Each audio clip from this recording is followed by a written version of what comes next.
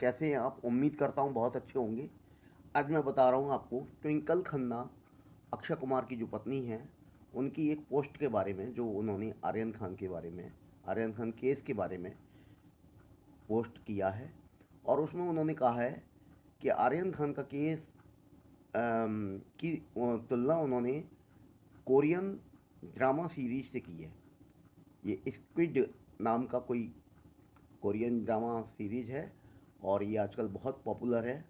उससे उन्होंने तुलना की है और आर्यन को कहा है कि एक मतलब इनोसेंट बच्चे को टारगेट किया जा रहा है, सताया जा रहा है एनसीबी के द्वारा, समीर सर के द्वारा। उधर सलमान खान भी पूरा सपोर्ट कर रहे हैं शाहरुख खान को, कोर्ट में भी नज़र आ रहे हैं और अपने वकीलों की भी मदद दे रहे हैं शाहरुख खान को।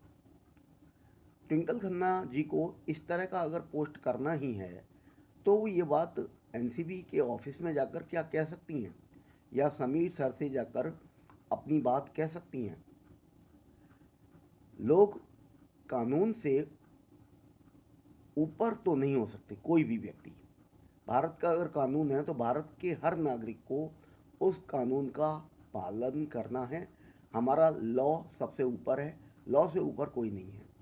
और आर्यन खान को अगर अरेस्ट किया गया है और एनसीबी के पास अगर उनके अगेंस्ट प्रूफ्स हैं, उन्होंने ड्रग्स कंज्यूम किया है, ये प्रूव हो चुका है।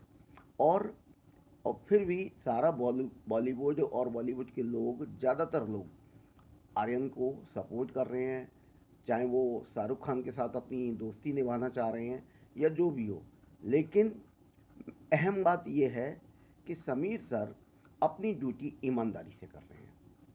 जो भी है वो सामने आ रहा है।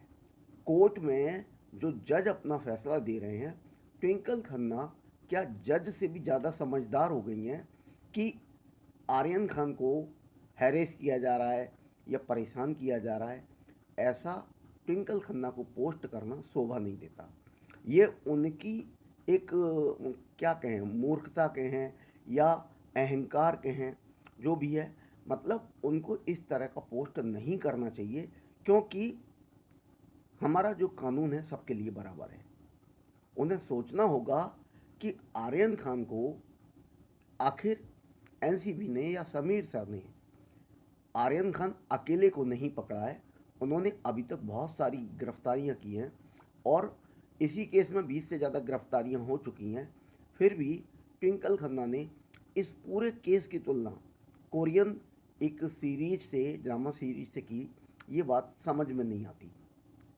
ऐसा लगता है कि बॉलीवुड के जो लोग हैं ज़्यादातर, चाहे वो सलमान खान हो चाहे अक्षय कुमार हो, अक्षय कुमार ने भी कुछ कहा है कि दोनों पक्षों की बात सुननी चाहिए थी और ये ठीक नहीं है। इस तरह का कुछ मिलता जुलता बयान उन्होंने दिया है। यानी कि वो आर्यन खान को सही प्रूव करना चाह रहे हैं, चाहे वो अक्षय हो, ट्विंकल हो, सलमान खान हो या कोई दूसरे बॉलीवुड के लोग हों। बॉलीवुड को लोगों को लगता ही नहीं है कि हमारे जो एनसीबी काम कर रही है तो वो सही कर रही है या गलत। उन्हें ये लगता है कि हमारे को टारगेट किया जा रहा है, बच्चों को फंसाया जा रहा है। और आर्यन को वो बार बार बच्चा कहते हैं, ये बात बिल्कुल जनता को हजम नहीं होती। क्योंकि आर्यन अगर एक बच्चा है तो क्या नीरज चोपड़ा एक छोटा सा बच्चा है जो ओलंपिक में जाकर गोल्ड मेडल लाता है देश के लिए? सोचना होगा ये। सारी जनता समीर सर को आम, हीरो बता रही है और बॉलीवुड के लोग समीर सर के अगेंस्ट बोल रहे हैं। ये कहाँ तक उचित है? और कोर्ट कोर्ट बहुत सही तरीके से सारी विवेचना करके केस का एनालाइज करके अपना फैसला देता है। और छोटा केस हो या बड़ा केस हो, बात ये नहीं है ड्रग्स मिला या नहीं मिला। लेकिन आर्यन के व्हाट्सएप चैट्स जो मिले हैं वो काफ़ी गंभीर हैं और उसी को बेस बनाकर एनसीबी ने अपनी दलीलें कोर्ट में सामने रखी हैं। उनके जो वकील हैं अनिल सिंह जी। अब सतीश मानसिंदे जी या दूसरे जो उनके हैं पार्टनर, ये कहें क्या कहें, मतलब वकील साथी हैं, देसाई साहब, तो फिर भी उनकी दलीलें काम नहीं आ रही। तो इसमें एनसीबी की गलती कहाँ है? आर्यन के साथ साथ मुनमुन धमीचा और दूसरा जो अब्राहम मर्चेंट है, एक और एक्यूज्ड ड्रग्स के मामले में, तो तीनों लोगों की जमानत याचिका खारिज हुई है।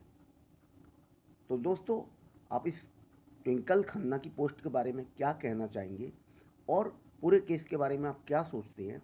एनसीबी सही है या बॉलीवुड के ये क्या कहें, बॉलीवुड तो पूरा ही सो कॉल्ड बॉलीवुड हो गया आजकल। और कहना होगा कि महाराष्ट्र सरकार भी पूरी तरह अपना काम, अपना धर्म ठीक तरह से नहीं निभा रही है। पिछले 1.5 साल से तो लगभग देखने में यही आ रहा है। महाराष्ट्र सरकार में जो भी लोग हैं वो एक कहना चाहिए कि एक सरकार गलत मार्ग पर चल रही है।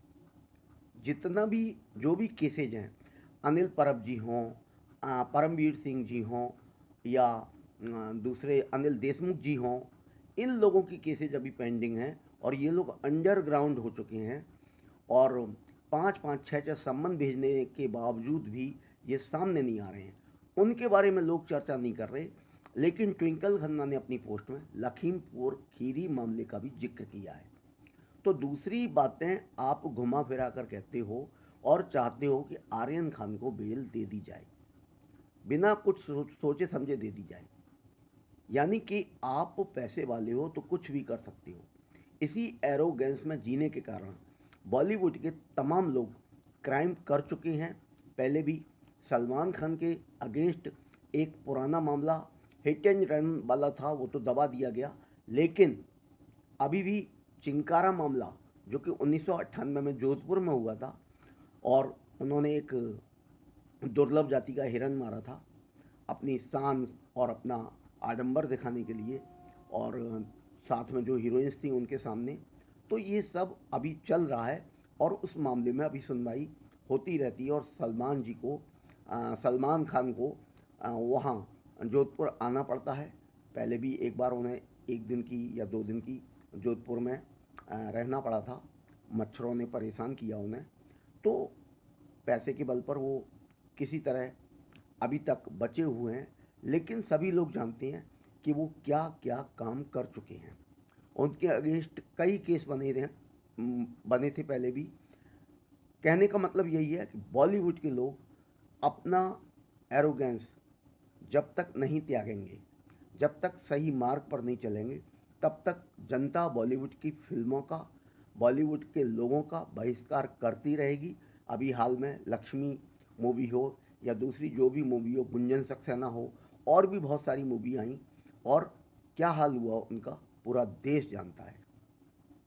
क्या बॉलीवुड हमारे जीवन का अंग पहले नहीं था?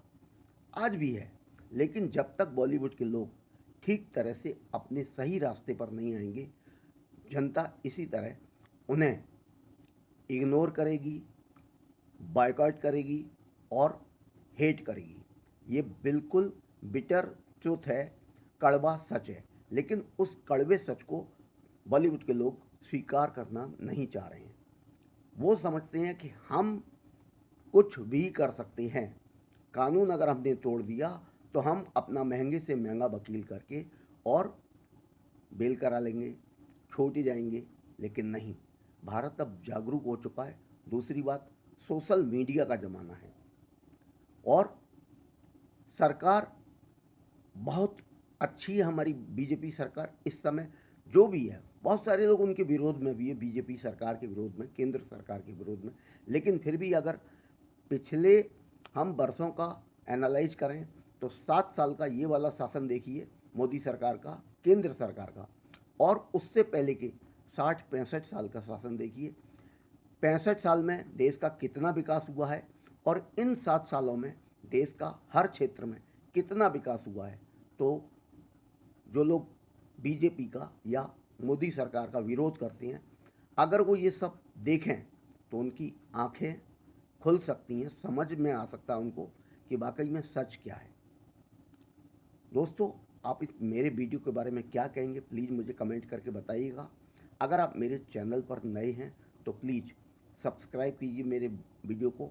अच्छा लगता है तो प्लीज़ लाइक कीजिए, शेयर कीजिए। थैंक यू दोस्तों, थैंक यू।